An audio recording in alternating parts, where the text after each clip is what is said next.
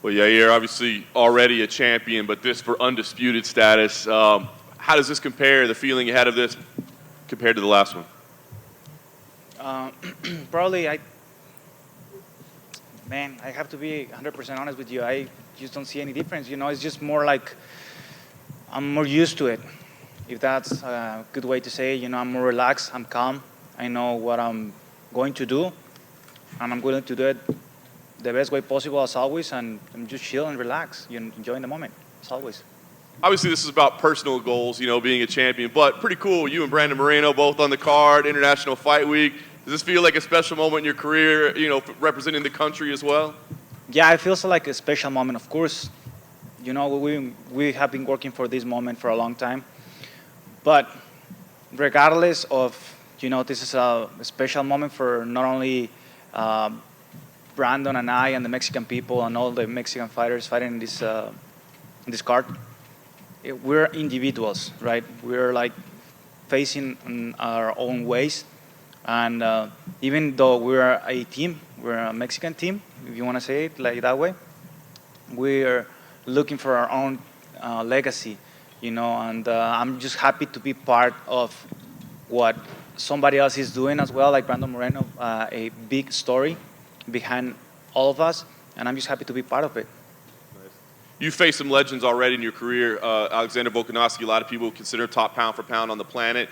Is this the toughest fight, matchup-wise, style-wise, that you've ever had in your career? Man, I don't know. Yeah, I can see Alexander Volkanovski is really good. He's really talented, explosive. He has durability. All the things that you guys already know. I don't really have to repeat every time the same because you guys know already what's up with him. And I just think this game is about styles. What style beats what style, or what guy has the best day, if you want to call it that way, the day of the fight. I just think it's going to be really difficult for him to beat me. He probably thinks it's going to be easier. I don't know. My style is completely different to what many people think. Not only because what you can see from outside, but just being in front of me in the cage is difficult. It's hard for anybody, And of course, there is many styles that can neutralize or control the style that I have, but I have been working on my weaknesses to make them like strength. And, that's why I'm at this point right now facing Alexander Volkanovski for the undisputed belt. Nice. Last thing for me, I know you said you're kind of calm and you're relaxed and all that, but what would this moment mean to you? 9 years after The Ultimate Fighter, it hasn't been an easy journey to get here. There's been some bumps in the roads along the way. What would it mean for you to be undisputed champion on Saturday night? Just the same. It will mean the same for me. It's just one more accomplishment on my career, making my family, my country proud of what I have done in my career, in my life. And it will mean a lot to me. I was thinking about this not long ago. Like how many people can truly talk to themselves inside their heads and say, okay, I have accomplished what I dream of one day. I truly did it. I make it happen because I believe in myself and my skills, in my team and the people around me, and I could make it happen. So saying that to myself, that's the biggest achievement. It has no price tag, and that's what I like about this game. Jay, over here. You've been in the UFC for all of the iterations of featherweight champions with Aldo, Conor, Max, and now Volkanovski. There is a debate over who people think is the best featherweight champion of all time. So I'm curious, where do you rank Volkanovski compared to all the other featherweight champions of the past? Well, I just think there's been different phases of MMA during the pass of time, right? But let's talk about Aldo. Jose Aldo was defeated for 10 years. Until, something happened, Conor beat him. And then Conor was amazing, in the 145-pound division, and he had great fights.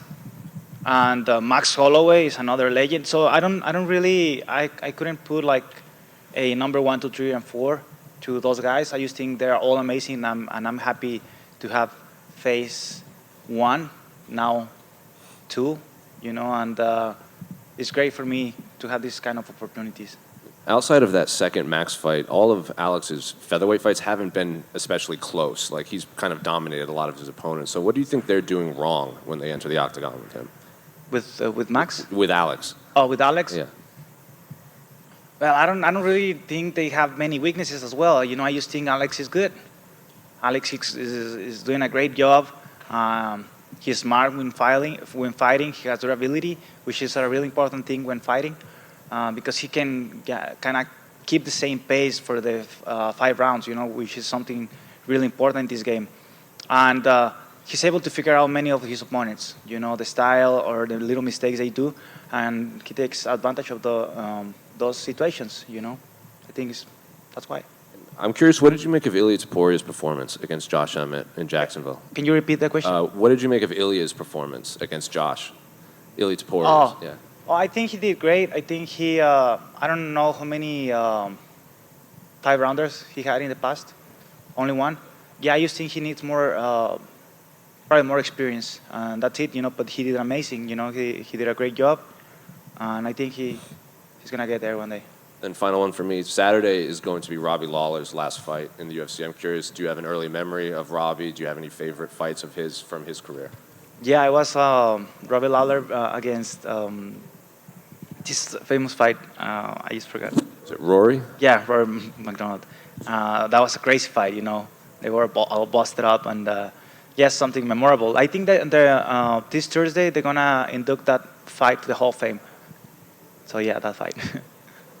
Yeah, over here. Here? Oh. Okay. How's it going? Just looking back on a couple of questions that you got. Next November will actually be 10 years with the company within the UFC. Doesn't it take the pressure off that you spent a majority of your career fighting the BJ Penn, the Frank Edgars of the world, and this is just another day at the office? It's not like, I don't know, it's been a long time. It's not like I don't feel it. I feel it, of course, the feeling of the fighting and all this is there. But I used like my thoughts of like, oh, this guy is a legend. Oh, I'm going to face Frankie Edgar or Korean Zombie or Max Holloway. That went away. I'm like, for me, it's just another human being in front of me, getting prepared for the same. And I'm excited to outperform them that night, Saturday. Exactly. And are you focused more on what you're going to do well as opposed to an answer for all of the problems that he could bring in the cage? Is it just, going in the cage, doing what you do well, just pretty much execution on your part, or yeah? Yeah, it's just execution, like you say. Of course, I have to focus on what he does, but I have to be more focused on what I do, my mistakes and rights, and I focus on that to get better, and starting in my mistakes in order for me to get a better version of myself, and that's what I have been doing.